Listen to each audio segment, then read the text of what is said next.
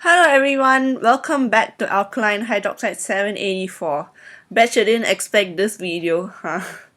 But anyways, today's video will be about resolutions. Well, because it's 1st January, so I'm not recording this on 1st January, I'm recording it on the previous day, but you get the point. But yeah, this is about resolutions. New Year's resolutions specifically. Which is quite ironic because I don't really believe much in New Year's resolutions. If you would like to know why, you can watch the video on my other channel. The link will be there in the comment section below. I mean the description box, not the comment section. So yeah, let's just get into things. This will be kind of like an advice kind of thing to help you with your resolution, and I'll be covering certain points that you may be thinking about when you come up with resolutions or when you're thinking about what you want to achieve in the upcoming year. Okay, so before we get into the stuff that I want to talk about specifically, let's just go through the very generic thing that all of us have heard about beforehand, which is the SMART thingy. You know, the thing you've heard about in school, in many other videos maybe. And that acronym SMART refers to specific, measurable, achievable, relevant, and time-based. So I'll just go through that very quickly and then we'll move on. So specific means that your goal must be specific. I mean, that's pretty much it. Like, you shouldn't say something generic like, oh, I don't know, you cannot say something, oh, I want to get A or something. It's too, you know, it's just a grade. So do you have a more specific goal? Like, do you have something that will make it, oh, sorry, I think a better example would be this, like maybe your goal is to study more, but that's not all specific. So instead of having something like to study more, you should say something like, oh, I want to study this many hours per week or per day, for example, instead of something that is, just study more. There's no specific detail to it. Study more could be like 1 minute more, or I don't know, 10 hours more. So you must be a bit more specific about your goals. And then measurable would be something that you can actually measure, and that also kind of plays into the specific thing in a sense. So you can actually measure what you're gonna do, like 10 hours or 10 pages or 10 books or something like that. That's measurable in a sense. Achievable. Of course, there's a difference between studying 10 hours more and 1 minute more. Of course, 1 minute more is too little, but you get the idea. You shouldn't be overdoing your goals as well. So, yeah, don't overwork yourself, because eventually, sometimes you overwork yourself, it may actually cause detriment to your eventual study plan, and maybe may suffer from burnout. So please be achievable with your goals. And if they're achievable, you're more likely to make it happen, and you're more likely to be happy about it and come up with more goals to, continue it in the future.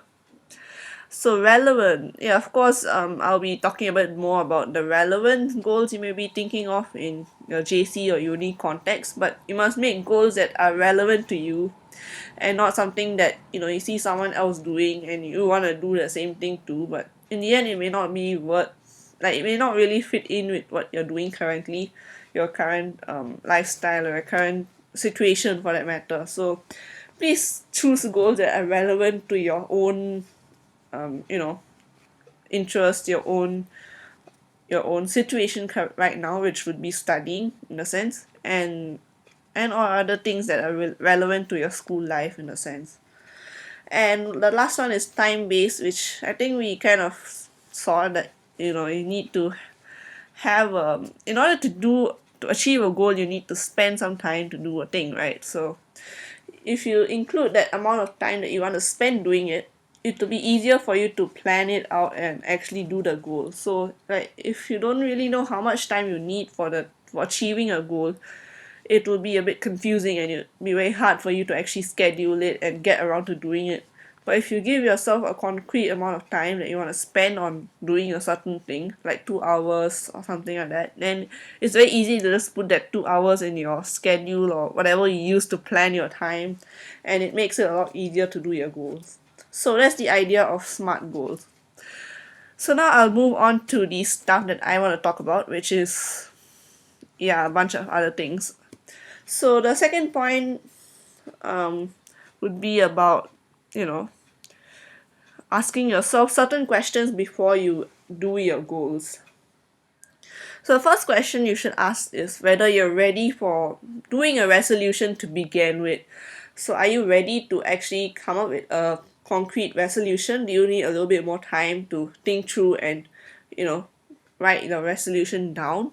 Because sometimes you may think of something like maybe you want to, you want to get a better grade or something, but you're not exactly sure what you want to do about in order to get the better grade, because getting a better grade is a bit, like, you can, if you write that as a resolution, what you do, you need some kind of process to it. And the reason for that is because in many a times people sometimes write the end result instead of the actual thing that they should be writing in a resolution.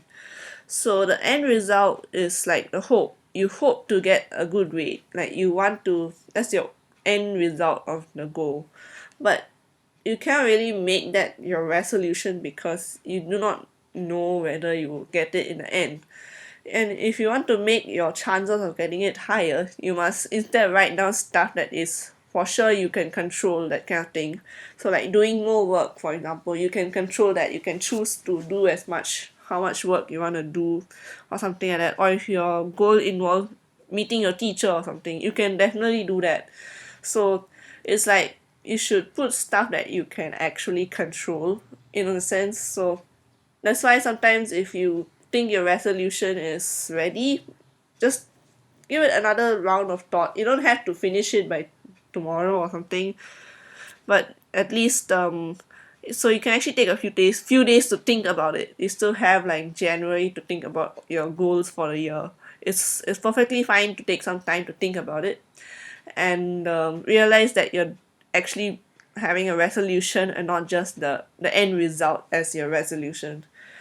So in other words, if for example your resolution is to get an A, of course it's possible, you can definitely do it, but instead of writing that, you should write about what you should do to get an A in the sense. So that will be easier for you to put in your study plan and actually enact for that matter. And once you realize that your resolution seems like a legit thing and it follows a smart thing and everything, then the other question you can ask is, like, you may want to come up with more resolution, or you may want to fine tune it a bit, or see if there's any other thing that you really want to do in this year, right? When you're coming up with a list of resolutions or something like that, or maybe just a list of goals for that matter. So in this scenario, I'll be looking at the context that most of you are in. It should be either JC or uni maybe. So in JC, the main goal that everyone has is to do well in the A levels. Especially if you're a J2, you would definitely be thinking about that right now. Um, of course, well, in when you're in JC, the A level feels like this huge, scary thing that comes in November. But as you go nearer and nearer, you just feel less scared about it. So you must be able to feel less scared about it as time goes on. So in order to do that, you must think about making yourself more prepared, either mentally or in terms of academic, or in any other way that you think you need to prepare yourself in order to do the exam without feeling too scared and having some confidence in the sense when doing the exam. So that's the first thing you need to take note of for your JC in terms of your JC context. So if you're not confident yet, you must think of goals that will help you be more confident. The second thing you can think about is the actual academic part of it. Of course, the confidence is like the overarching thing. So academic would be maybe like if you have a certain subject that you're bad at or something like that, you have like a subject you always get bad grades for, and you want to improve it, you can look at that specifically, like a very specific subject.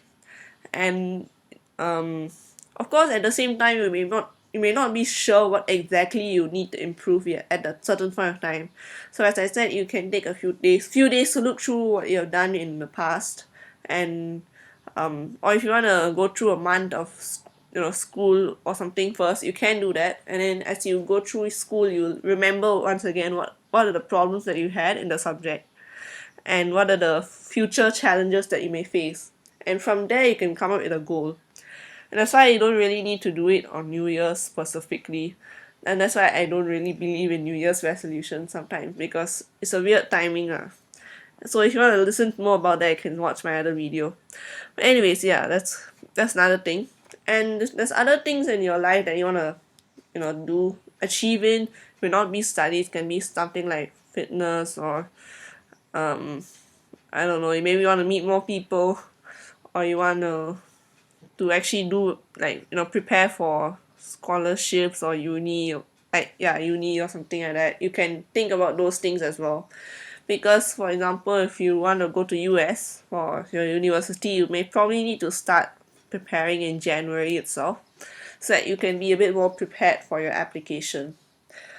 Yeah, so there's a lot of things that you can think about, and if you think about it at the beginning of the year, it helps to ease your tensions a little bit more, and give yourself a bit more preparation in view of the year ahead, in a sense. So the last thing I'll be talking about is one-off goal making versus adaptable goal making. So resolutions are generally somewhat one-off. I think that's what people end up doing. They make resolutions that are pretty, like, they just do a resolution, and then after that they sometimes forget it, right? A lot of people forget their resolutions. They just write it on a piece of paper or something, and then after that the next day they forget about it immediately. Or some people try to follow it, but it's like the exact same resolution, and they keep carrying it throughout the year. And sometimes they are unable to actually fulfill the resolution because they do not know whether the resolution was suitable for them or achievable for them at the beginning. And they just wrote it down anyway. And as the year progressed, they couldn't really keep up with the resolution. So instead of coming up with a resolution that's like that, you can come up with a goal that is adaptable. You can give yourself the liberty to change it a little bit as you go along, because sometimes that even though you may tend to overestimate your abilities or your time management skills, and then write too much for your own good, in the sense that you write down too many things. And as the time but you must realize it earlier itself, and not too late into the year, when you decide to change it a little bit and make it more adaptable. But as you go on, you will, like, once you start doing the stuff you want to do, you will realize whether the resolution is definitely achievable, or whether you need to change it a little bit, tweak it a little bit, or maybe like reduce the goal a little bit, that is a bit more achievable and a bit more sensible, in the sense for you to actually do the resolution. So maybe you said, of course, this doesn't really just apply to normal New Year's resolution. It can also be like for your study plan at the end of the year before the A levels. And sometimes you may decide to do too many papers, and in the end you may not be able to finish all the papers. And at that point of time, you should decide whether you really want to do that paper, or just ignore it and move on to the next day's papers, so that you don't end up with worrying about adding more work from the previous day onto the next day, in a sense. So it's really up to you to decide how your goal works. And you should be proactive in whatever goal you make. If you do not want to make a goal, then don't make it, I guess. But if you want to make a goal, then yeah, this is what you can follow. And yeah, if you want to watch the other video again, you can click the link in the description box. If you found this video useful and pleasantly surprising, you can press the like button and subscribe. And with that, I would like to say thank you and bye.